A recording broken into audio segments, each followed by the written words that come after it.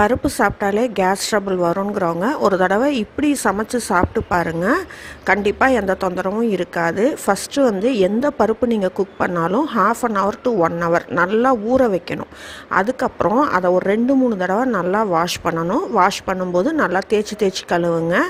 அதுக்கப்புறம் தண்ணி உங்களுக்கு எந்த அளவு வேணுமோ ஊற்றிட்டு ஃபஸ்ட்டு பொருள் வந்து என்ன ஆட் பண்ணணும்னா ஒரு 1/2 ஸ்பூன் சீரகம், அதுக்கப்புறம் ஒரு 3 to 4 வந்து நாட்டுப்பல்லு பூண்டு, தேர்ட் பொருள் வந்து பார்த்திங்க அப்படின்னா விளக்கெண்ணெய். அது வந்து ஒரு 3 to 4 ட்ராப் ஆட் பண்ணிவிட்டு நீங்கள் இதில் சாம்பார் இல்லை தால் எது வேணாலும் குக் பண்ணி சாப்பிட்டு பாருங்கள்.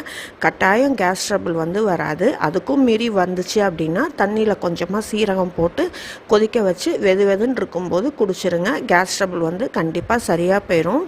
ஏன்னா வெஜிடேரியன்ஸ்க்கு வந்து பருப்பு வந்து one of the important source of வந்து ப்ரோட்டீன். அதனால் கம்பல்சரி டெய்லி ஒரு வேளையாவது சேர்த்திக்கோங்க.